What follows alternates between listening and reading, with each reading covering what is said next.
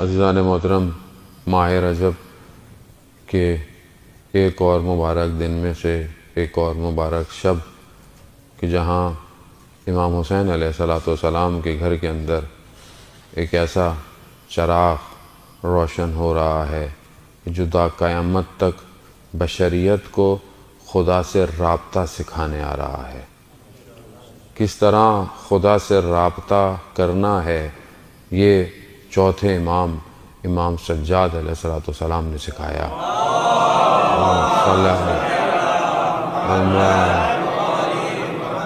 ہر امام نے اپنے دور میں اپنے دور کی مشکلات سختیوں کو مد نظر رکھتے ہوئے انسانیت کی تربیت کی ہے اور اس کے اقدامات کیے ہیں۔ ہر امام کا دور مختلف ہے، سختیاں الگ ہیں، مشکلات ہیں، بشریت کے تقاضے بھی ہر دور میں الگ الگ تھے۔ اسی طرح امام کے دور میں بھی بہت سختیاں تھیں کہ جہاں اہل بیت کا نام نہیں لیا جا سکتا تھا، اور کربلا کے بعد کے واقعات آپ کے پیش نظر ضرور ہیں۔ اس دور کے اندر امام نے اہل بیت کے نام کو روشن کیا اور دعاؤں کے ذریعے سے ہر موضوع کو اپنے ماننے والوں تک پہنچایا۔ اس لیے آپ دیکھیں کہ ہمارے پاس جو دعاؤں کا خزانہ ہے وہ ساری اور میکسیمم دعائیں جو ہیں وہ امام سجاد علیہ السلام سے ہیں۔ اسی سے بہرحال جتنا ہو سکے گا ایسی ذیل میں ہم کوئی گفتگو جتنی توفیق ہوگی ہم کریں گے۔ بہرحال کہ ان ایام کے پروگرام میں ظاہراً بند حقیر کا آخری پروگرام ہے۔ خدا نے بہرحال توفیق دی اور اللہ کرے کہ ہم نے اس توفیق کا صحیح فائدہ اٹھایا ہو تاکہ خدا ہماری توفیقات میں اضافہ کرتا رہے۔ نعمت کا شکر جو ہے وہ نعمتوں میں اضافہ کرتا ہے، تو اگر ہم شکر کرتے رہیں گے تو پروردگار نعمت بڑھاتا رہے گا۔ خوب ماہ رجب گزر گیا اور ماہ شعبان اور پھر ماہ رمضان پیشہ پیش آپ کی خدمت میں حاضر ہے۔ ماہ شعبان رسول خدا کا مہینہ ہے، پہلے بھی میں نے آپ کی خدمت میں عرض کیا۔ رسول خدا ارشاد فرماتے ہیں کہ اگر کوئی شخص مجھ سے قریب ہونا چاہتا ہے تو اس ماہ شعبان میں روزے رکھے خدا کے قرب کے لیے، یعنی گویا خدا کے قریب تو ہوگا، رسول خدا کہتے ہیں کہ میرے بھی وہ قریب ہو جائے گا۔ ائمہ سے روایت ہے کہ جو اس ماہ شعبان میں روزے رکھے گا پروردگار اس پر جنت کو واجب قرار دے دیتا ہے۔ تو بہرحال یہ غنیمت سمجھیں، بہرحال جو آپ سے جتنی توفیق ہو سکے، چھٹی کے دن، ایام کے دن جو آپ سے توفیق ہو، کوشش کریں بہرحال ماہ شعبان کے روزے رکھیں، کیونکہ حدیث میں بھی ہے کہ منادی آتا ہے اور پوچھتا ہے کہ کون ہے جو اس ماہ میں اللہ کا قرب حاصل کرنا چاہتا ہے، جو روزے رکھتا ہے اسی کو اللہ کا قرب حاصل ہو جاتا ہے۔ ماہ رمضان کے تو روزے دیکھیں واجب ہے، آپ نہیں بھی چاہیں تو بھی آپ نے رکھنا ہی ہے۔ اب وہ نہیں رکھیں گے تو کیا ہے، سزا بھی ملنی ہے، ظاہر ہے واجب چھوڑیں گے تو اس کے لیے عطاف ہے، لیکن رکھ لیں گے تو کوئی ثواب تو ہے ہی نہیں کیونکہ واجب ہے۔ تو آپ گھبرا جائیں گے، اتنی مشکل سے تم روزے رکھتے ہیں، ثواب بھی مولانا صاحب نہیں ہے، تو واجب ہے، واجب تو ادا کرنا ہے آپ نے، چاہے جیسے بھی ہو۔ سانس لینا واجب ہے، آپ روک دیں کیا ہوگا، 2-4 لوگ آئیں گے کاندھوں میں اٹھا کے لے جائیں گے آپ کو، اگر آپ نے سانس روک دی۔ روزہ بھی ایسی ہے، چھوڑ دیں گے آپ کا اپنا نقصان ہے۔ قیامت والے دن جو مشکلات ہوں گی وہ انسان نہیں برداشت کر سکتا، اس لیے روزہ بڑا ضروری ہے۔ وہ تو سب نے رکھنا ہی ہے، تو کمال یہ ہے کہ جہاں پہ آپشن دیے گئے ہیں وہاں رکھے آدمی روزہ، یعنی جہاں مستحب ہے تو وہاں پتہ چلے گا کہ میں خدا سے محبت کے لیے رکھ رہا ہوں روزہ، نہ کہ دکھانے کے لیے۔ البتہ یہاں پہ بھی فقہی مسئلہ بیان کرتا چلوں، جس کے اوپر قضا روزے ہیں وہ قضا کی نیت کر کے رکھے، یعنی اس کو قضا جو ہیں وہ جو انسان سے ہو جاتے ہیں، انسان سے قضا روزے، انسان مسافرت میں ہے یا انسان جب بلوغت پہ تو بہت پہلے آ جاتا ہے، لیکن شاید انسان کو اس تک بہت زیادہ ہوش نہ ہو یا بہت زیادہ متوجہ نہ ہو، تو ہو سکتا ہے روزے چھوڑ گئے ہوں، یا ہو سکتا ہے کچھ روزے رکھے ہوں پتہ ہی نہ ہو کہ روزے تو باطل ہو چکے تھے۔ بہت سارے مسائل جوانوں کے ایسے ہیں جنہیں پتہ نہیں ہے، انہوں نے روزے تو رکھ دیے لیکن روزہ نہیں تھا وہ۔ تو اس طرح کے مسائل ہیں، تو شرمانا نہیں چاہیے پوچھنے سے، آن لائن سوال جوابات ہیں، اگر آپ شرماتے رہے اور آپ ایک عمل غلط کرتے رہے تو قیامت تک آپ ہی کے لیے مشکلات ہیں۔ اور آج کے دور کے اندر حجت تمام ہو چکی ہے کہ آپ بولیں جی مجھے مسئلہ پتہ نہیں تھا، آپ قیامت میں کھڑے ہو کے یہ نہیں بول سکتے پروردگار اتنے تو تمہارے پاس میں نے مولوی بھیجے، کسی سے تم پوچھ لیتے، دوسرا آن لائن اتنے اویلیبل تھے ان سے پوچھ لیتے، کچھ نہیں تو کتابیں آن لائن موجود تھیں ان سے، یعنی کتنی آپشن ہیں آج ہمارے پاس، کچھ نہیں تو یوٹیوب پہ لکھ دیں احکام، وہ آپ کی پوری تصویر اور ساری احکام آ جائے گی۔ تو بہرحال میری گزارش ہے کہ ہم اپنے وضوؤں کو صحیح کر لیں۔ میں اکثر لوگوں کو لوگ اتنی مستحبات بہترین ادا کر رہے ہوتے ہیں لیکن واجب وضو صحیح نہیں کر رہے، کئی لوگوں کو میں نے دیکھا۔ اور میں ہمارے لیے کیا ہوتا ہے کہ ابھی میں آپ کو دیکھوں گا، آپ کے چہرے پہ داڑھی، آپ جو ہے وہ، تو میں اب یہ تو نہیں کہوں گا کہ وضو کر کے دکھائیں، خوب اچھی بات نہیں ہے کہ میں آپ کو بولوں، لیکن اگر آپ کر رہے ہوں اور میں گزر گیا تو مجھے محسوس ہوگا کہ کوئی نہ کوئی گڑبڑ ہے۔ ہم نے بھی ایسے سیکھا ہے، ہم بھی وضو کر رہے ہیں، ہمارے استادوں نے دیکھا، کسی نے دیکھا بھائی تم صحیح نہیں کر رہے، کیونکہ بہت سی چیزیں ہمارے ذہن میں سلاٹ فکس ہیں کہ بھائی یہی ہے، اب وہ اصل میں ویسی نہیں ہے، تبدیل ہیں، وہ ویسی نہیں ہے۔ تھوڑا سا میں پوچھ لوں، اب میں شرم کے آگے نہیں پوچھتا کہ بھائی پتہ نہیں، کوئی شرم کی ضرورت نہیں عزیزان محترم، جس نے کی شرم اس کے پھوٹے کرم، شرم کرنا ہی نہیں چاہیے، اور وہ بھی حکام کے معاملے میں، دین کے معاملے میں شرم نہیں کریں۔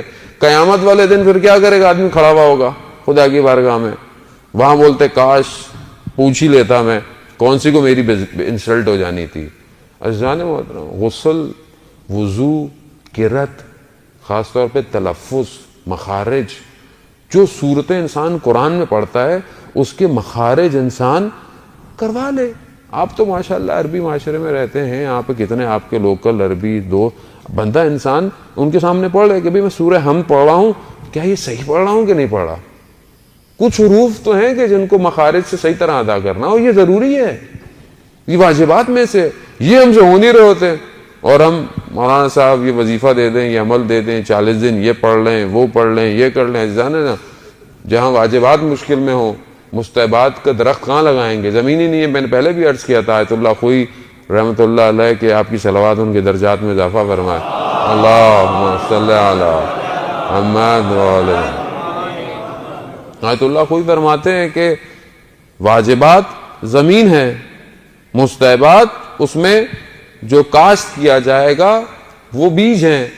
جب زمین ہی نہیں ہے تو آپ بیج جتنے بھی ڈالتے رہیے، کہاں ڈالیں گے آپ بیج؟ تو اپنے واجبات کو بہتر کیجئے، شرمائے مت۔ عمر کا کوئی بھی حصہ ہو، شرمانے کی ضرورت نہیں ہے عزیزان محترم۔ قبر کے اندر شرم نہیں جائے گی، عمل جائے گا۔ تو بہتر ہے کہ ہم اس کو صحیح کر لیں۔ بہت سے لوگوں کو میں نے دیکھا اور ان کے لیے بدی ہوا ہے، ہمارے لیے بھی ہوتا ہے کہ ہم کیا بتائیں، یہ باتیں بتانے کی ہیں، جبکہ اساتید ہمارے بہت اصرار کرتے ہیں کہ ممبر پہ جب بھی جاؤ ایک آدھ فقہی مسئلہ ضرور بتایا کرو تاکہ لوگ متوجہ ہوں اس کی طرف، لوگوں کو پتہ ہو۔ پاکستان، ہندوستان میں بہت ساری چیزیں اتنی غلط رائج ہیں معاشرے کے اندر، کہاں سے آئیں؟ وہ سب ایسی کرتے تھے۔ یہ کہاں سے آئی؟ وہ بھی ایسی کرتے تھے۔ اتنا بڑا ایک مسئلہ، جب انسان بچہ دنیا میں پیدا ہوتا ہے اس کے بعد جو ہے وہ خواتین کے ایام ہیں پاک ہونے کے۔ ہمارے معاشرے میں اسلام کی روح کے حساب سے، احادیث اور فقہ کے حساب سے 11 دن جو ہے وہ اس کے بعد نفاس پاک ہو جاتا ہے، اور پھر الگ الگ ہے۔ ہمارے ہاں 40 دن تک اکثر جگہوں پہ، اور انہوں نے قرآن کو ہاتھ نہیں لگانا، 40 دن تک اس چارپائی سے نہیں ہٹنا۔ یہی 40 دن تو مہم تھے اس بچے کے لیے کہ جو پاک اور طہارت کے ساتھ وہ دودھ پینا تھا جو اس کی گوشت اور پوست میں لگنا تھا، اسی کو آپ نے طاہر نہیں ہونے دیا۔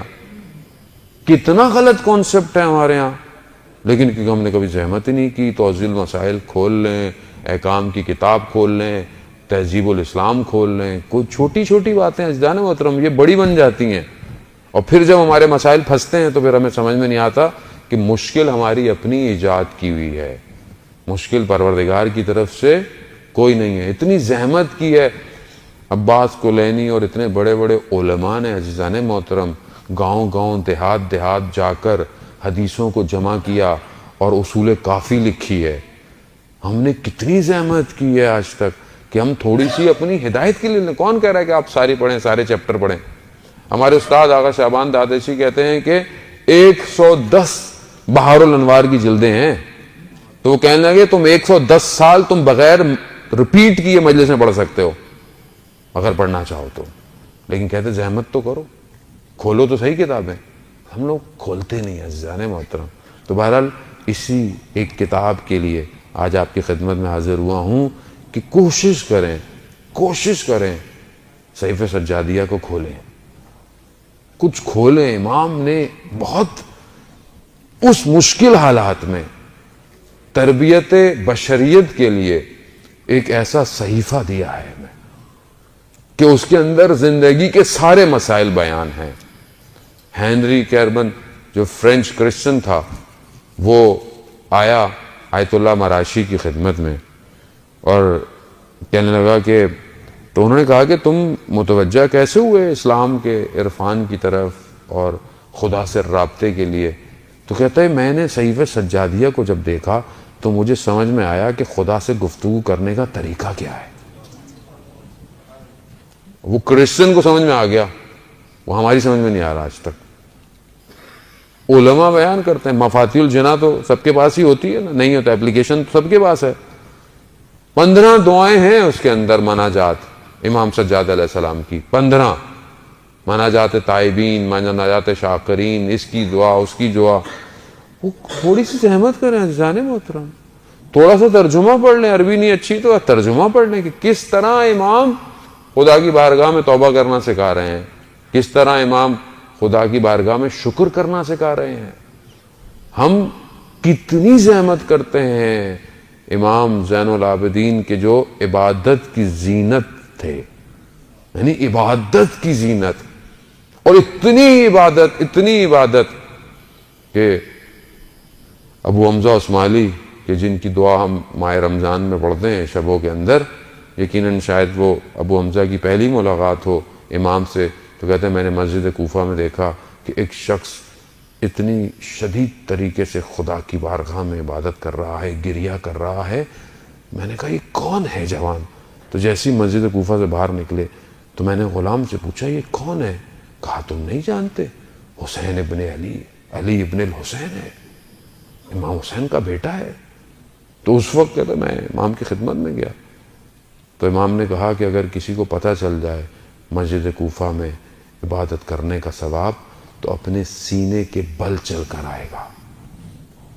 یعنی عبادت اتنی شدید عبادت کے راوی بیان کرتا ہے کہ گھر میں آگ لگ گئی، شور مچ گیا، مگر امام نے اپنی عبادت کو ترک نہیں کیا، سجدوں سے سر نہیں اٹھایا.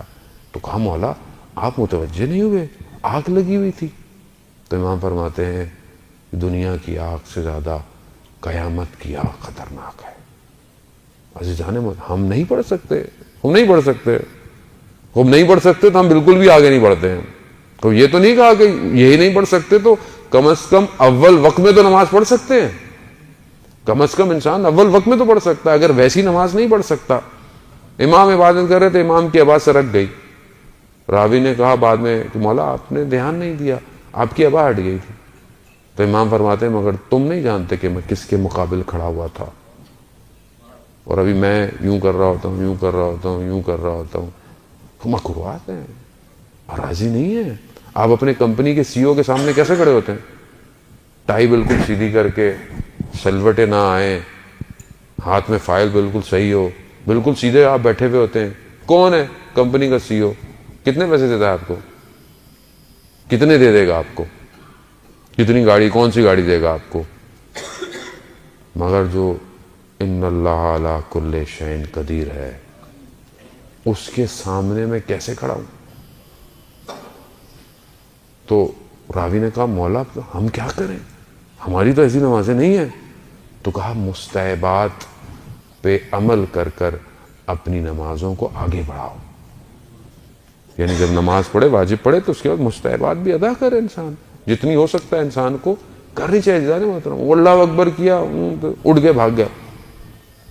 مانگو، مانگنا تو ہے ہی نہیں. اکثر لوگ کہتے ہیں مولوی صاحب خدا سے کیا مانگے، مگر خدا کو پتہ نہیں ہے.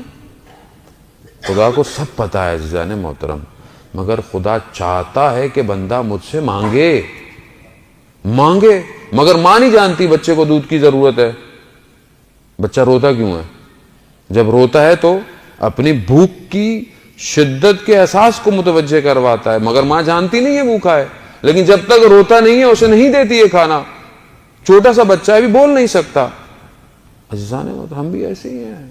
خدا جانتا ہے، مگر خدا جب قرآن میں خود کہہ رہا ہے ادعونی استجب لکم، مانگو میں مستجاب کروں گا.